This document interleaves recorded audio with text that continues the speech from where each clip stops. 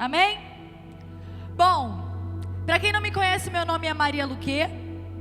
Eu tenho 25 anos, eu sou casada, sou mãe. E é uma bênção poder estar aqui com vocês.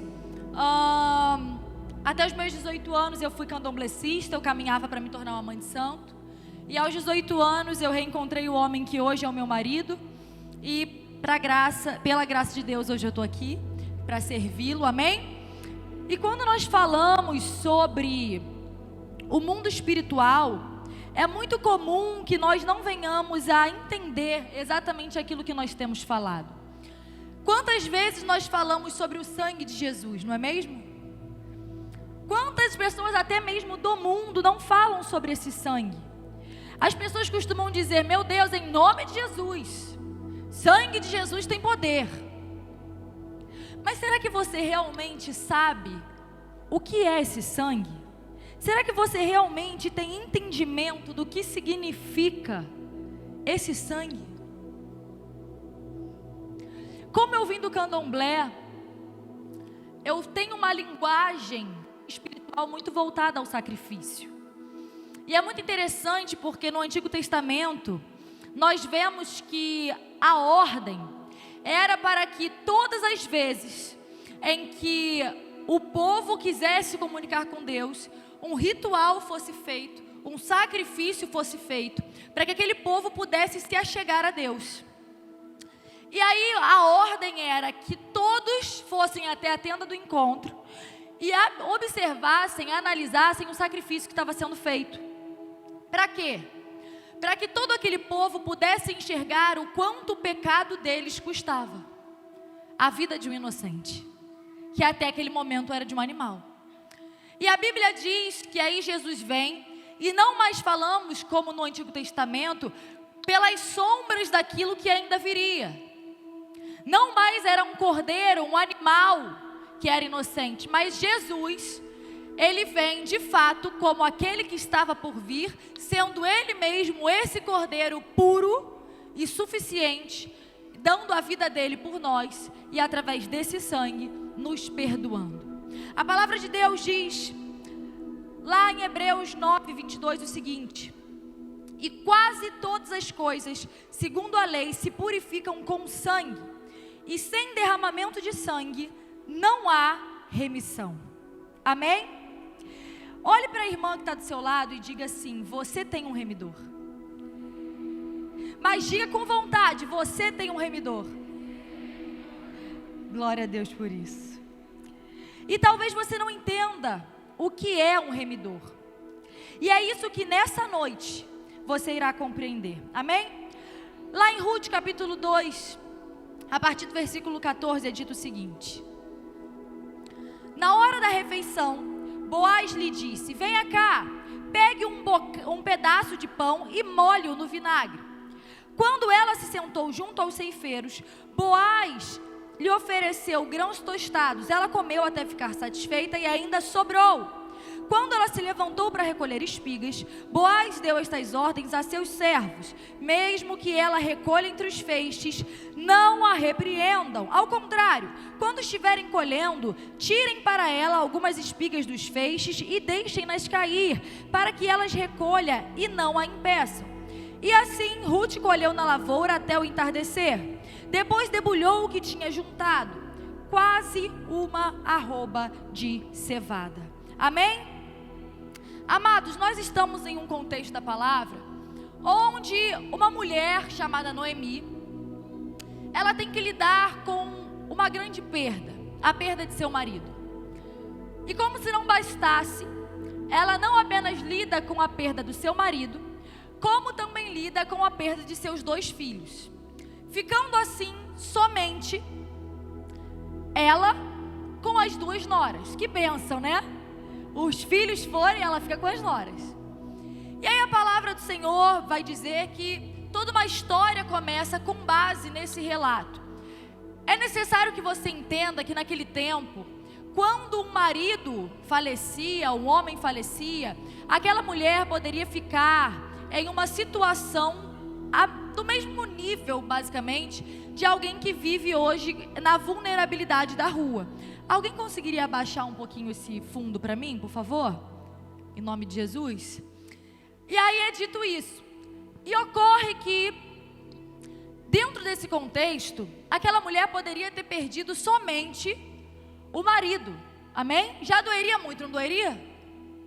Ela poderia ter perdido o marido e um filho, já doeria mais ainda, não doeria? Mas ela perde o marido e os 2 filhos. Todas as possibilidades que ela tinha dentro da casa dela, de continuar tendo um provedor, de continuar sendo zelada, tudo aquilo que ela planejava como um plano B, um plano C, se vai. E talvez você tenha chegado até aqui nessa noite falando: Deus, o plano A ter dado errado, tudo bem, mas o B e o C, eu não entendo.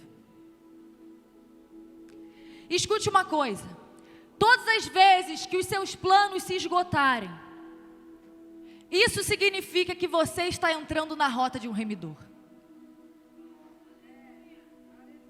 Muitas vezes Deus tira o teu plano A, teu plano B, teu plano C, para que você fale assim: Deus, eu já fiz tudo o que eu podia fazer. E aí Ele diz: então tá bom, então agora eu começo. Porque muitas vezes o tudo que você diz que é tudo, para Deus não é nada. Ele não pediu para você fazer isso. É interessante porque a palavra do Senhor diz que Ele prefere a obediência do que o sacrifício.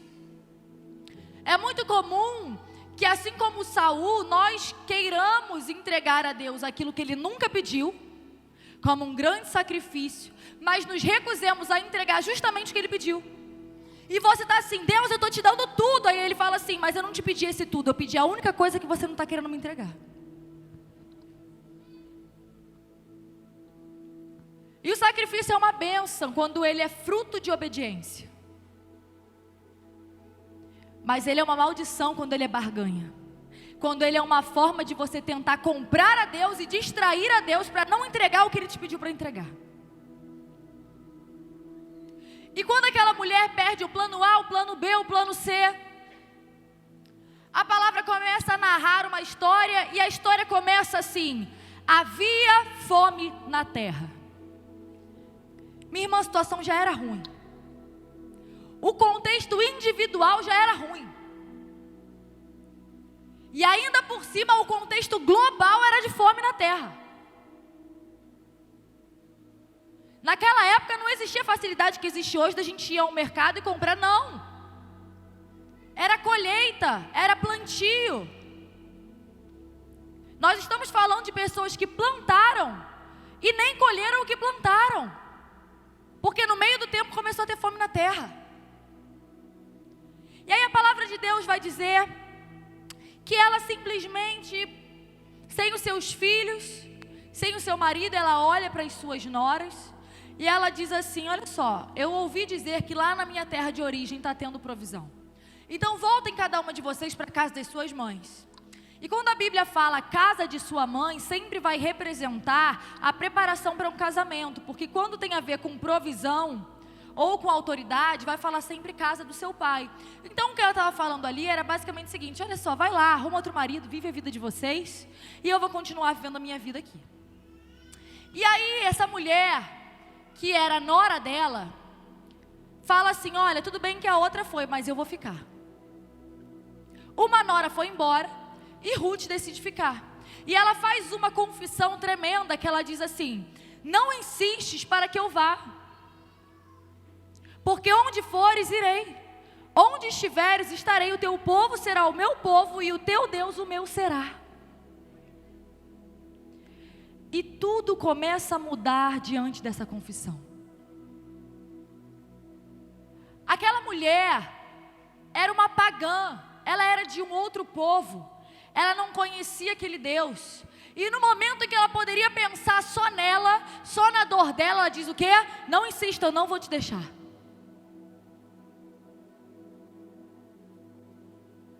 Muitas pessoas acreditam que estão tendo uma vida com Deus, mas não fazem a menor ideia de quem Deus de fato é. Sabe por quê? Porque elas não têm no coração delas o anseio de amar pessoas. E a Bíblia diz: como é que você vai dizer que você ama um Deus que você não vê, se você não pode amar quem está do seu lado? E Deus encontrou no coração daquela mulher uma predisposição em servir. E aí a palavra de Deus diz que aquela mulher começa a voltar para casa e falam assim: ei, aquela mulher que está vindo ali, aquela não é a Noemi? E aí ela ouve e diz assim: não me chamem Noemi, me chamem Mara. Porque Noemi significava agradável e Mara significava amarga. E aí, o que ela está querendo dizer com isso? Eu não tenho mais motivos para ter esse nome. Minha vida não é mais agradável. Deus decidiu se voltar contra mim. Quantas vezes nós não nos sentimos assim? Deus se voltou contra mim.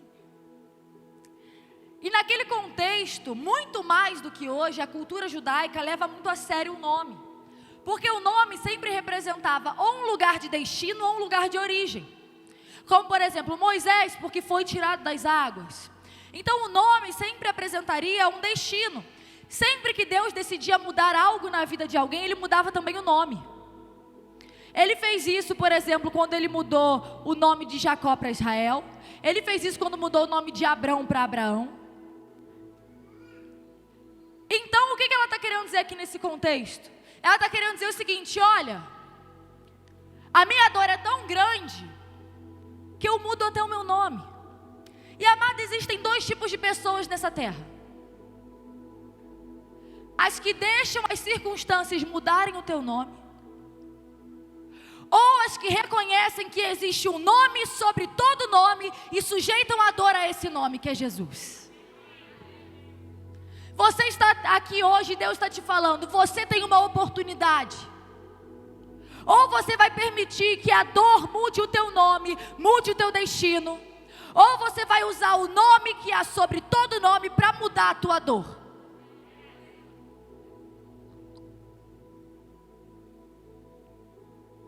Você tem uma escolha.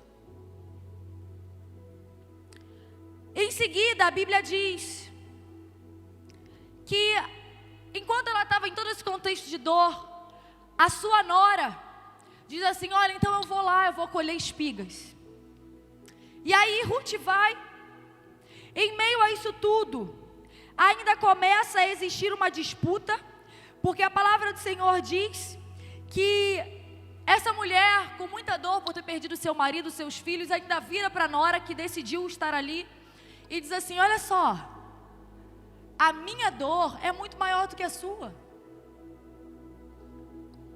E tem gente que é assim. A pessoa disputa, faz disputa de dor. Você fala: eu chutei, machuquei o dedinho. A pessoa fala: eu machuquei os dois. Aí você fala: nossa, mas eu tive um dia horrível. Ela fala: por que você não viu o meu? O meu foi terrível. Sabe por quê? Porque essas pessoas colocam a dependência delas no lugar errado. E todas as vezes em que você não consegue colocar a tua dependência em Deus, você vai usar a dor como uma forma de tentar chamar a atenção dos outros. Porque você ser vítima não é uma escolha, mas você se vitimizar é uma opção. Você não tem como se recusar a ser vítima, mas você tem como se recusar a se vitimizar. E quando nós decidimos nos vitimizar, sabe o que nós estamos fazendo? Nós estamos inconscientemente tentando colocar a pessoa em uma dívida emocional conosco. Nas entrelinhas, o que nós estamos falando é o seguinte: você me deve, enquanto você me dever, você não vai embora. Eu não posso te perdoar, porque se eu te perdoar, se eu perdoar a sua dívida, você já não tem mais um motivo para estar aqui. Tem mulheres que acham que o casamento está destruído, mas não é. É porque você precisa arrumar um problema atrás do outro, porque você tem medo de tudo ficar bem e não ter mais o que cobrar ele. Não ter mais como cobrar dele continuar do seu lado. E aí você precisa arrumar problemas de estimação. E você não quer solução, porque a solução para você é uma ameaça. Porque se você resolver esse problema, como é que você vai reivindicar do outro ficar? Isso é muito sério, porque a Bíblia diz assim: todo aquele que não perdoar, não será perdoado. E quando a gente ouve esse versículo, a gente pode até achar que é algo um pouco legalista, né? Uma tentativa de você salvar a si mesmo através das obras, mas não é. O que acontece aqui é muito óbvio. O que a Bíblia diz, e logo em seguida entra assim uma parábola onde fala de um senhor que perdoa as dívidas de um servo. O que está sendo dito é o seguinte: é impossível você ter sido perdoada e não perdoar. É impossível você ter sido alcançada pela graça e não estender essa graça. As pessoas que mais se condenam são também as que mais condenam os outros. E por isso você não consegue perdoar os outros, você acha injusto. Se você é infeliz, todo mundo tem que ser também. Se você sente esse peso sobre a tua vida, todo mundo tem que sentir também. Só que veja o que a palavra de Deus diz. A palavra de Deus diz assim: que existia um senhor, e esse senhor vira para um servo, e ele decide perdoar as dívidas desse servo.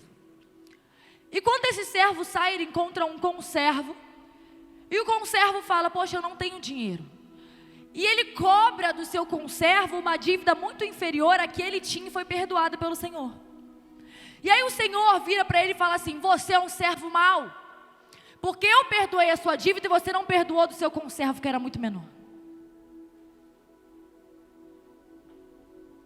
O que você acha que é uma transgressão maior?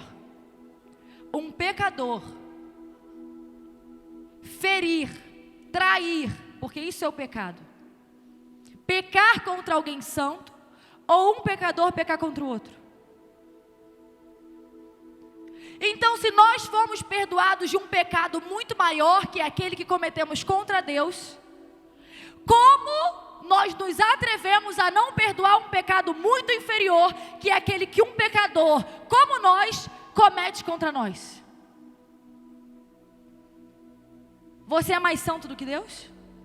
Você é mais moral do que Deus? Se Deus perdoa pecados cometidos contra Ele que é santo, e eu e você somos depravadas, dependentes da graça de Deus, você está querendo dizer que você é melhor do que Deus? E é por isso que a Bíblia diz: todo aquele que não perdoar, não será perdoado. Por quê? Porque é impossível alguém ter experimentado do perdão e se atrever a não perdoar alguém. Porque quando você experimenta do perdão, você tem um entendimento do quanto você é miserável e dependente da graça de Deus. E eu vou te dizer uma coisa: não adianta você ouvir frases de efeito, não adianta você ouvir, nossa, a lacre espiritual. Se você não tiver entendimento do beabá do evangelho, você pode ir para a igreja de segunda a segunda, você pode conhecer fulana, beltrana, ciclano, impor as mãos sobre a sua cabeça, e a Bíblia diz que se você não perdoar, você irá para o inferno. Não por legalismo, mas porque é impossível você ser salva e não ter um coração perdoador. Ah, mas eu tenho muita dificuldade, é meu jeito. Não é seu jeito, isso é o pecado que entrou no mundo e ainda está entranhado em você. E é necessário que nós tenhamos a humildade de reconhecer quando precisamos olhar para nós e falar: Deus, eu te conhecia de ouvir falar, mas agora eu quero te ver com os meus próprios olhos. Eu sei o que a tua palavra diz, mas eu não vivo o que a tua palavra diz. E eu quero viver, eu quero me converter de fato e verdade a ti. Não só uma igreja, não só uma denominação, mas a ti. E a palavra do Senhor diz que, diferente da nossa postura de muitas vezes, Ruth vai, se levanta em meio à dor e ela diz: olha, eu vou levantar e eu vou lá recolher as espigas no campo. Ela tinha acabado de perder o marido dela. Ela não teve nem tempo para o luto. Sabe quando a vida está assim? Você está tão triste, mas você não tem nem tempo de chorar, porque ou você chora ou você paga a conta. E você vai viver com aquela coisa aqui. Aí você faz a comida para as crianças só pensando: gente, eu preciso de um tempo para chorar. Preciso de um tempo para viver.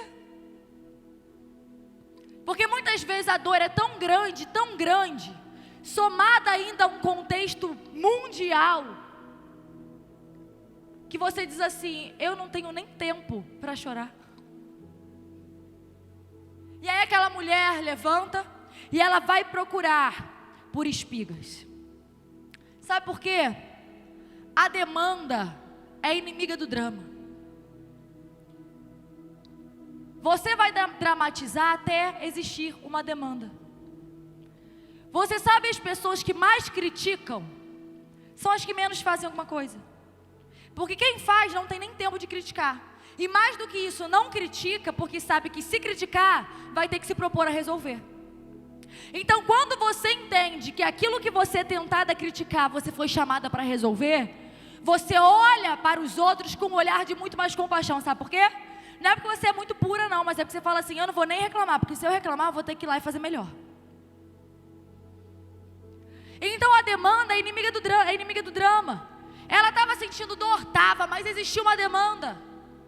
Existia fome na terra. Não era uma escolha, ela simplesmente tinha que levantar e fazer alguma coisa. E às vezes a melhor coisa que Deus faz é não te dar essa escolha. E talvez você fale assim, Deus, mas é tudo de uma vez que está acontecendo.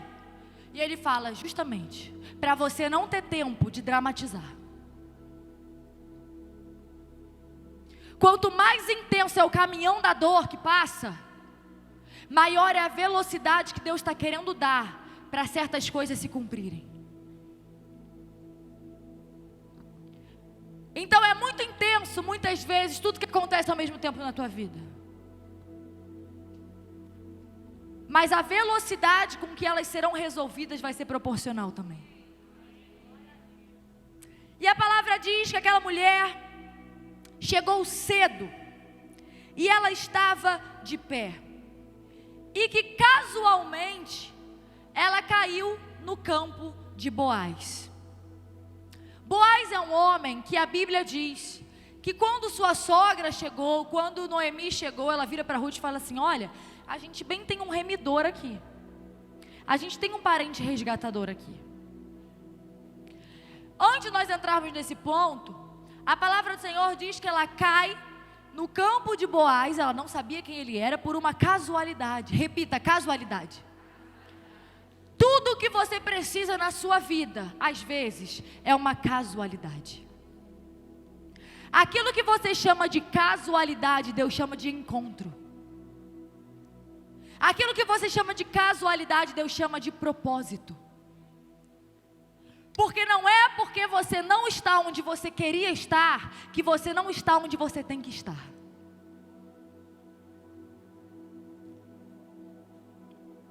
Se você não serve a Deus, se você não tem sido temente à palavra, se arrependa e vá para o centro da vontade dEle. Mas se você conhece as Escrituras, se você serve ao Senhor e é temente, creia, você está no lugar onde você precisa estar. Ainda que esse não seja o lugar onde você gostaria de estar. Mas Deus não tem compromisso em te colocar onde você quer, mas em te colocar onde você precisa. E no meio dessa rota é muito comum que a gente fale assim, Deus se esqueceu. Porque na nossa mente, quando Deus fala algo, a gente cria a nossa rota. E aí quando não segue a nossa rota, a gente fala, Deus esqueceu. Mas não é que Deus esqueceu. É porque em nenhum momento Deus falou que iria seguir a sua rota. Quem tem que seguir a rota de alguém aqui é você seguir a rota dele. E a palavra diz que ela cai ali por uma casualidade. Desde pé ela fica ali esperando. Isso é interessante. Porque no meio da dor é muito comum que nós nos coloquemos em uma posição de falar que estamos esperando em Deus. Esperar em Deus é uma bênção. Só que a espera em Deus não é uma espera passiva. É uma espera ativa. O que isso quer dizer? Muitas vezes você está esperando em Deus e Deus está esperando em você. Por quê? Porque Deus se encarrega do sobrenatural, mas o natural é tua responsabilidade. O que você pode fazer, Deus não vai fazer. Mas o que você não pode, você pode ter a certeza que Ele vai fazer. Mas a palavra diz que aquela mulher não ficou esperando o milagre cair no céu, alguém bater na porta da casa dela. Ela foi lá, foi procurar a espiga, foi procurar alguém que fosse encontrar favor. E ficou lá desde cedo. E alguns chamam de sorte. Mas aquela mulher estava ali esperando e provocando, digamos a grosso modo, o milagre dela. Tem gente que está desempregado e não entrega um currículo. Estou esperando em Deus. Esperando o quê, irmã? Deus descer na terra e escrever o currículo para você? Ah, mas eu estou esperando um marido. Mas você hoje se enxerga como uma esposa? Você é uma mulher para casar? Ou você está esperando casar para virar mulher para casar? Não, não tem como. Porque homem para casar está procurando mulher para casar. Não mulher que tem pavor de abandonar a mãe. Não mulher que tem pavor de sair da barra, sair da casa do pai.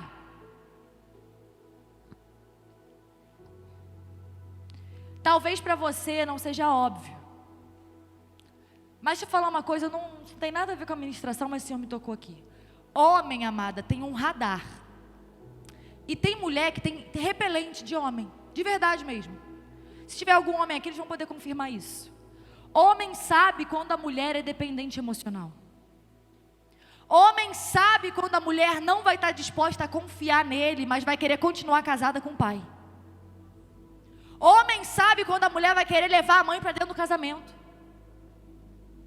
Então não vem olhar para o céu e falar, estou esperando em Deus. Ele que está esperando você se divorciar da tua mãe. Ele que está esperando você se divorciar do seu pai.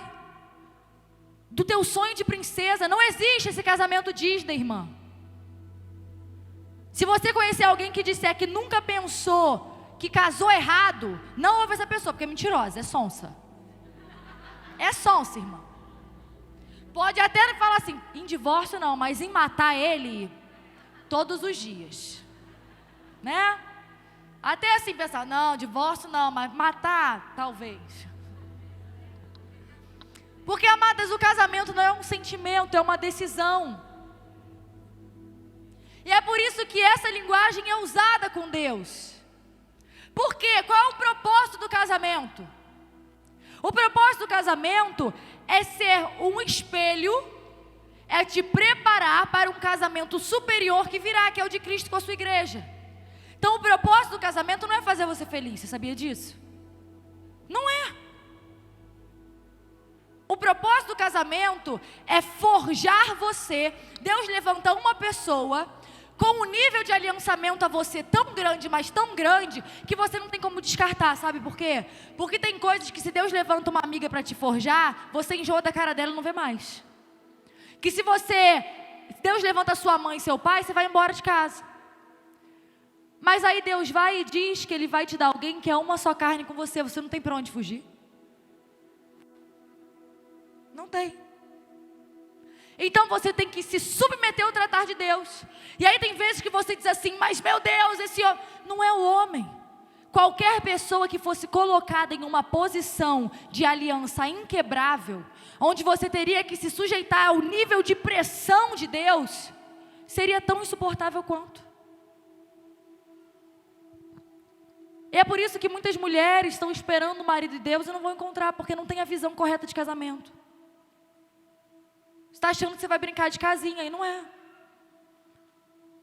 Você e seu marido vão ter que todos os dias lutar contra o inferno, decidir diante de Deus, decidir se submeter, Ele decidir sacrificar. Não adianta, essa é a linguagem do amor que a Bíblia fala. O que a Bíblia diz em Efésios 5? Sobre a submissão da mulher, não é só isso. A Bíblia está falando o seguinte, para um casamento ser bem sucedido, a linguagem do amor do homem é o respeito, é a submissão. Você pode virar para um homem, tenho certeza que tem um monte de mulher, porque eu aconselho mulher todos os dias, e eu escuto assim, eu faço de tudo por ele, ele não reconhece. Mas homem não está nem aí para o que você faz ou deixa de fazer por ele. Homem não liga para isso. Agora, desrespeita ele. Desconfia dele. Da mesma coisa você.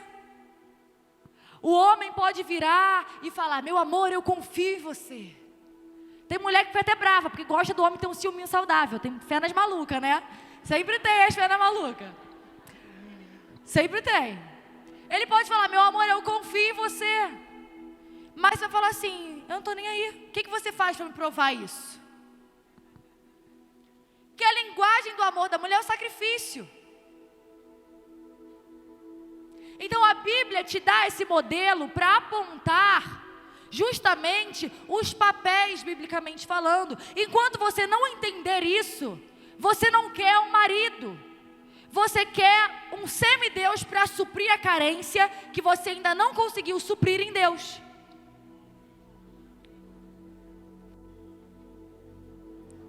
Eu me lembro que uma vez eu orei a Deus, né? E eu estava naquela época de casamento, falando: meu Deus, gente, olha que luta, peleja.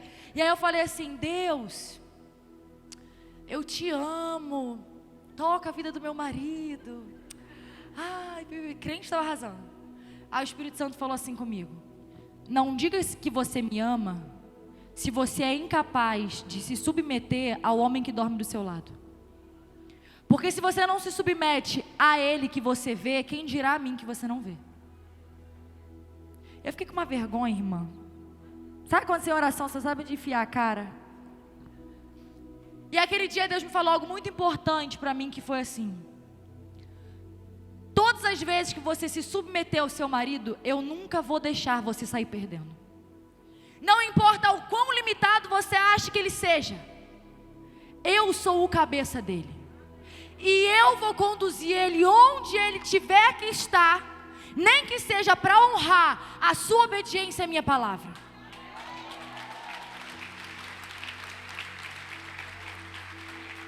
Todas as vezes que você obedecer a palavra, Deus nunca vai permitir que você saia em prejuízo. Então até que ponto você está esperando em Deus e até que ponto Deus está esperando em você? Porque Deus não está preparando algo para você não, irmã. O que é seu está pronto. Ele está preparando você para o que já está pronto. Mas já está pronto. E Ruth, reconhecendo isso, desde o momento em que ela fez a confissão, ela fala: tudo bem, minha sogra vai ficar chorando, fazendo o drama dela, sobrou para mim, né? Vamos alimentar a viúva, a sogrona, e foi ela. Chegando lá, a palavra do Senhor volta justamente ao ponto em que nós começamos, onde é dito o seguinte: que na hora da refeição, aquela mulher conheceu Boaz. E aí Boaz, preste muita atenção nesse contexto, porque você verá que tudo muda na hora dessa refeição. Antes da refeição, essa mulher não tinha o que comer, essa mulher não tinha quem suprisse as necessidades dela, essa mulher não tinha um provedor. Mas presta atenção na sequência dos fatos. Aí a Bíblia diz que ele encontra esse homem chamado Boaz. E que Boaz vira para ela e fala assim: olha só, pega esse pão e molha no vinagre. E é interessante porque a Bíblia traz uma cronologia. Porque em primeiro lugar é dito que ela está lá desde de manhã. A Bíblia diz que é chegada a hora da refeição. E a Bíblia diz que ela colhe até o entardecer. Então tudo indica que essa refeição era em torno de meio-dia. E a Bíblia diz que existe um horário espiritual que é assolado pela morte, que é justamente de meio-dia. Nem mortandade que assole ao meio-dia. E veja a simbologia, a prefiguração do que estava por vir. Porque veja, Boaz aqui, ele vai começar a desenhar o remidor que estava por vir, que é Jesus. Aí ele diz assim: olha só, vem cá, pega o pão e molha no vinagre. Eu não sei se isso está soando familiar para você ou não, mas olha o que a palavra de Deus diz lá no momento da crucificação de Jesus. Estava ali um vaso cheio de vinagre. Puseram, pois, numa cana uma esponja ensopada de vinagre e lhe chegaram à boca. Jesus é ou não é o pão da vida? Olha o que esse homem está apontando. Pega o pão e molha no vinagre.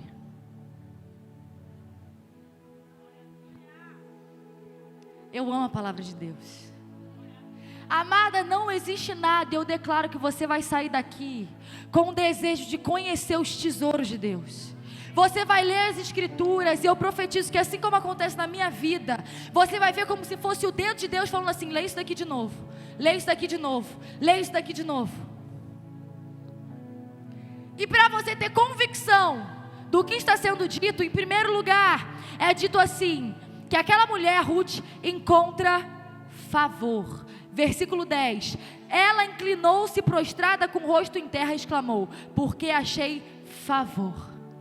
Em seguida ela vai, pega o pão e molha no vinagre, justamente em um horário de morte. Porque veja, qual era o papel de um remidor, de um parente resgatador? Um parente resgatador tinha algumas responsabilidades legais. Em primeiro lugar, ele deveria, se alguém comprasse o terreno e aquela mulher ficasse sem teto, ele deveria prover a ela de volta aquele terreno que foi roubado dela. Em segundo lugar, aquele homem tinha o direito legal de ser um vingador de sangue. O que é isso? De matar quem tinha matado aquele parente próximo. E veja bem, por que nós chamamos Cristo de remidor? Nós tínhamos nos vendido ao pecado. E aí vem Jesus e nos compra de volta como propriedade de Deus, por preço de sangue. E aí ele, como um parente resgatador, como um parente remidor, ele mata aquilo que nos matava. Ele é o vingador de sangue. Quem nos matava? A morte. E o que Jesus faz? Vence a morte. E é por isso que a Bíblia diz que ele levou cativo o cativeiro. Aquilo que nos matava na cruz, Jesus mata com sangue. E aí, o que acontece? No horário em que em Salmos é dito, para que a morte não venha assolar, Boaz vira para Ruth e fala assim: o que está te matando? A fome? Pega o pão e molha no vinagre. Ele, como parente remidor e resgatador, prefigura aquilo que Jesus faria por nós. O que te mata? A fome? Ele é o pão da vida. O que te mata? A sede? Ele é esse rio de água viva. O que te mata? A orfandade? Ele é seu pai. O que te mata? A viuvez? Ele diz que é o seu marido. Jesus nem sempre vai ser quem você quer, mas Ele sempre vai ser quem você precisa. Sempre. E a palavra de Deus, para que você tenha a confirmação de como opera essa graça, continua. A Bíblia diz que Boaz vira para os servos e diz assim: não colham, não fiquem calculando aquilo que vai cair, mas desde que ela colha, até entre os feixes. Porque existia uma lei judaica que dizia que tudo aquilo que caía, toda semente que caía, deveria ser deixada no chão, para que o viajante, o órfão, a viúva pudessem se alimentar. Só que aí Boaz vira e fala assim: ó, a lei nem dá isso para ela por direito, mas deixem cair ao chão, faz mão leve, deixa cair. E é isso que Jesus faz. Ele não só cumpre a lei, como Ele nos dá além do que a lei nos garantia. E é o que aquele homem diz: a lei não me obriga a deixar cair mais para ela, a lei não me obriga a deixar ela colher entre os feixes, mas deixe cair. Levanta a sua mão, quero profetizar sobre a sua vida. Pela graça de Deus, você vai colher aquilo que você nem plantou. Pela graça de Deus, ainda essa semana, deixa eu ser profeta na tua vida, você vai receber uma colheita de algo que você nem plantou. O telefone vai tocar, o e-mail vai chegar, aquela ação que demorou 9 anos, Deus agora dá ordem aos anjos para agora soltar todo laço, todo nó, e agora liberar essa graça, esse favor, para você colher aquilo que você nem plantou.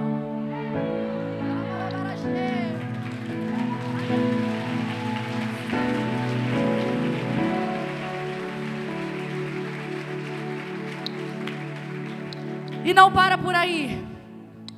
A Bíblia diz que ela vai e ela colhe uma quantidade que a Bíblia especifica, quase um arroba de cevada. Um arroba de cevada era uma quantidade média que um homem costumava levar um mês para colher. Levanta tua mão, quero profetizar novamente. A graça de Deus vai permitir que você suporte, que você carregue aquilo que humanamente é impossível você carregar. Como é que uma mulher carrega de uma só vez o que um homem demora um mês para carregar? É assim que opera a graça de Deus.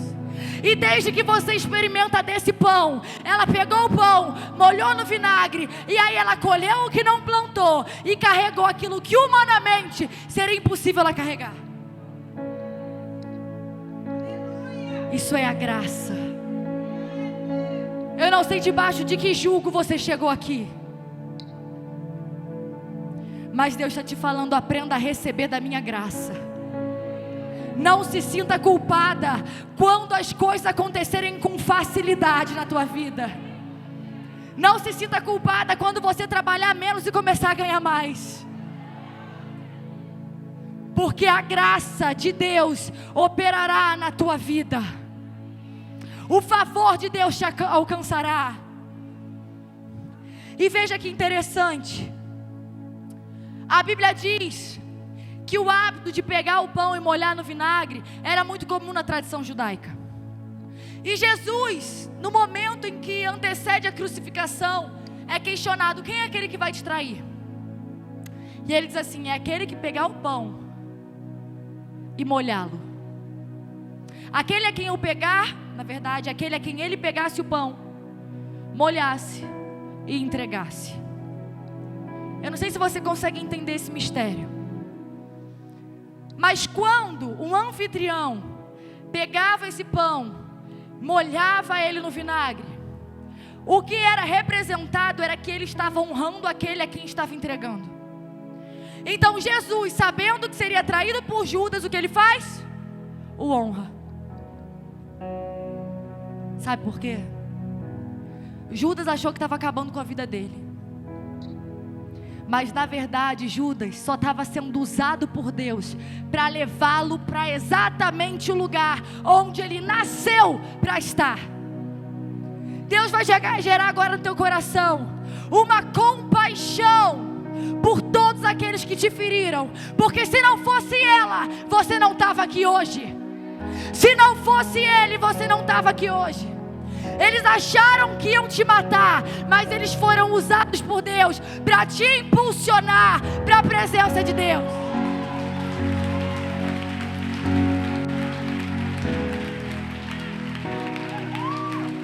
Todas as vezes agora que alguém se levantar contra você, você vai se lembrar disso.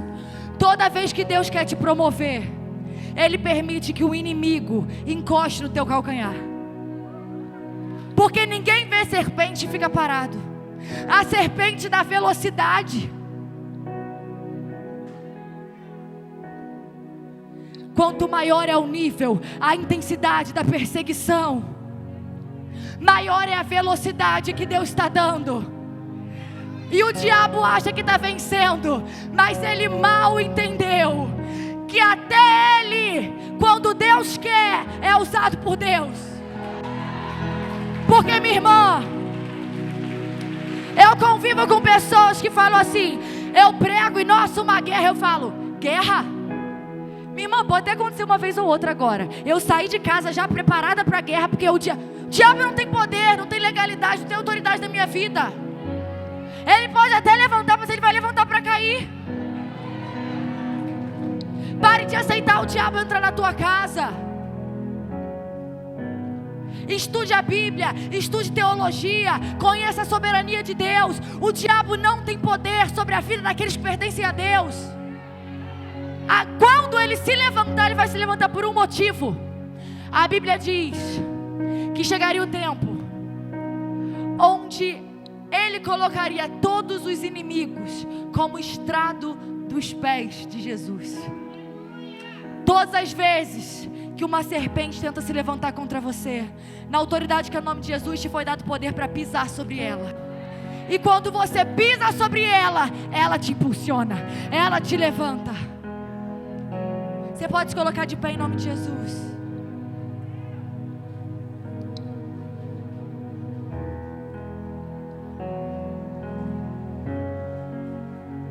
Você tem um remidor. Assim como Boaz foi o remidor de Ruth, o parente resgatador. Até antes de Ruth conhecer Boaz, a solidão matava ela, a fome matava ela. Mas aí ela entra na rota de um remidor, e ele sacia a fome, ele mata a sede, ele dá fim à solidão. E talvez você tenha anos de igreja, talvez você tenha até uma vida moral, talvez você tenha até um modelo de vida exemplar. Mas hoje o Senhor falou para você: eu quero ser o teu remidor. Eu não te dei só uma religião, porque a palavra de Deus diz que quando Ele vem ao mundo, pelo sangue dele o véu se rasga. Não de baixo para cima, porque religião vem de religare, é a tentativa do homem de se conectar com Deus. Mas Ele, para que nenhum homem se glorie, faz com que o véu se rasgue de cima para baixo, provando que Cristo está muito acima de uma religião. Jesus não te chamou só para uma religião, Ele te chamou para que você tenha vida, e vida em abundância. Essa noite Deus me trouxe até aqui para dar um basta, para que você se erga com autoridade e diga: Senhor, eu quero converter todas as áreas da minha vida a Ti. Eu oro agora em nome de Jesus, repreendendo todo o espírito de religiosidade. Nos últimos meses eu fui a uma igreja onde eu comecei a orar por libertação, e uma mulher, ela começou a se tremer, falar uma língua que parecia sem línguas, e o Espírito Santo me falou: isso não é meu. Eu fui orar por ela, ela ficou endemoniada, e olha o que o demônio falava para mim: eu sou filha de pastor. Tem muita gente de família de crente que vive na igreja de segunda a segunda, que vai ser surpreendida quando Jesus voltar, porque estava vivendo só uma religião. Isso não é motivo de vergonha. Reconhecer isso não é vergonha. Reconhecer isso é reconhecer que Deus é glorioso, poderoso para libertar. Essa noite Deus está te dando a oportunidade de deixar de viver só uma religião. O que adianta você ter essa religião e tua casa está como está? Sua família está como está? Sua alma está como está? Não foi só para isso, minha irmã. E deixa eu te falar uma coisa: o seu remidor venceu a morte. Quando Ele entra na tua vida e se torna Senhor da tua vida, não tem como luz e treva coexistirem. Quando a Bíblia diz luz e treva não tem comunhão, não é só uma recomendação, é um fato. Não é, não se misture, porque luz, não. Ele está dizendo o seguinte: não tem como luz coexistir com treva, porque onde a luz chega, a treva é dissipada. Todas as áreas da tua vida que hoje estão mortas, estão carecendo de um remidor, e esse remidor está aqui. Ainda há tempo, essa é a boa notícia. Vergonha Jesus voltar e você falar: aqui o meu relatório, eu expulsei demônio em teu nome, eu curei enfermos. Ele falar: aparte-se de mim, eu não te conheço. Eu sei quem você é, você até disse que fazia para mim, mas você não fez comigo.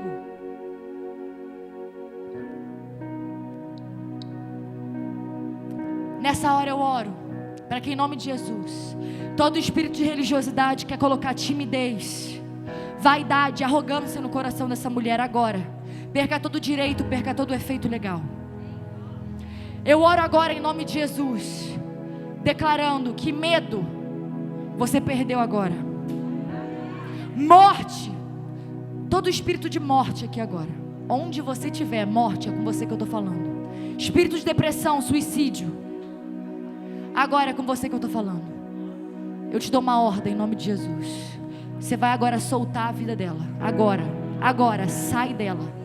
Pega tudo que é teu. Todo medo da rejeição, todo medo do abandono. Agora, onde você estiver, eu não preciso impor minhas mãos sobre ninguém, porque a unção de Deus se basta, Ele é suficiente. Onde você estiver agora, debaixo de ordem, na autoridade que é o nome de Jesus, sai agora em nome de Jesus. Sai dela. Agora eu dou uma ordem: espírito de ansiedade, espírito do pânico, solta agora a vida dela. Agora, você que está com vontade de vomitar, o teu medo do abandono, teu medo de morrer sozinha, de ser deixada, agora medo do abandono, sai agora dela. Agora, o espírito da rejeição, esse está fazendo você começar a sentir que teu coração está batendo forte demais, está começando a ter uma respiração muito acelerada, sentir falta de ar. Eu dou uma ordem agora em nome de Jesus. Agora, sai dela em nome de Jesus. Agora, de uma só vez, em nome de Jesus. Nessa hora eu oro, pedindo, Senhor, que a tua doce presença possa envolver cada uma dessas mulheres. E se você essa noite sentiu o teu coração, que independente do quão moral você seja, independente do quão entregue você tenha acreditado que estava sendo a Deus, que você precisa entregar a tua vida a um remidor, independente de tempo de casa, independente de onde tu tem família, porque a verdade é, o mundo espiritual não respeita cargo gospel.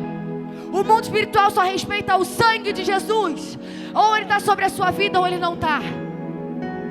E se há vestígios de morte tomando posse de você agora, você precisa entrar na rota desse remidor. Se essa noite você quer entregar a tua vida ao remidor, eu quero que você que quer entregar a tua vida a Jesus, eu não vou enfeitar para você não ficar com vergonha, eu não vou enfeitar esse não, ou você quer ou você não quer. Jesus é isso, o que Ele te promete é salvação. O que Ele promete é vida e vida em abundância. O papel de te convencer não é meu. O Espírito Santo agora, se Ele está falando com você, Ele vai te tocar agora em liberdade. Ele vai te impelir a dizer: eu quero Jesus, eu quero esse remidor na minha vida, eu entrego minha vida para Jesus. Se você é essa pessoa que quer entregar sua vida para Jesus nessa noite, levanta a tua mão. Levanta a tua mão. Glória a Deus, glória a Deus, glória a Deus. Eu quero orar por você. Glória a Deus, glória a Deus. Eu oro agora em nome de Jesus. Agora, se há alguma ação das trevas segurando a mão dessa mulher, agora solta ela em nome de Jesus. Levanta a tua mão se você quer Jesus para a tua vida. Aleluia, aleluia, aleluia. Você que levantou a tua mão, eu quero te chamar para vir até aqui à frente. Eu quero orar por você. Eu quero orar por você. Venha, venha, venha, venha. Eu quero orar por você em nome de Jesus. Aleluia. Isso é tremendo. Toda vez que isso acontece, nós podemos ver que o Senhor, Ele veio até nós, Ele te pegou, não foi você, porque eu não preguei aqui sobre dinheiro, eu não preguei sobre o que Ele pode fazer no teu relacionamento. Não, eu disse o seguinte: você quer Jesus? E só o Espírito Santo de Deus pode nos convencer a querer algo espiritual. Só o Espírito Santo de Deus pode nos convencer a desejá-lo. E a boa notícia é que Ele não faz nada pela metade. Se Ele começou, Ele vai cumprir. E agora eu gostaria que toda a igreja, em nome de Jesus, orasse em voz alta. Pode vir, quem ainda está vindo pode vir. Tem espaço aqui para você, pode vir, louvado seja Deus. Pode vir. Não deixa vergonha, não deixa timidez tomar esse momento de você, pode vir. Quando nós fazemos isso, amadas, nós estamos delimitando no mundo espiritual. Satanás, você acaba de perder o seu direito sobre a minha vida. E ele perdeu, amada. Ele perdeu. Ele perdeu. Ele perdeu. Agora, em nome de Jesus, eu gostaria que toda a igreja repetisse, principalmente você que está aqui na frente. Não deixe esse momento passar. Repita, é importante, porque a Bíblia diz que o mundo foi criado através da palavra. Deus disse: haja luz e houve luz. Então coisas também são quebradas através da palavra, na autoridade que é o nome de Jesus. Diga: Senhor Jesus, eu reconheço que sou pecadora. Eu te peço perdão pelos meus pecados, tanto os que reconheço, quanto os que não reconheço. Eu te peço, Jesus, toma minha vida.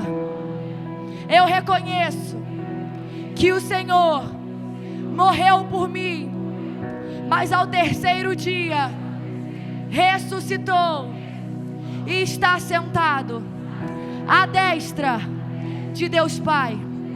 Eu te confesso como meu único e suficiente Senhor e Salvador. Escreve o meu nome no livro da vida. Você pode glorificar a Deus? Aleluia.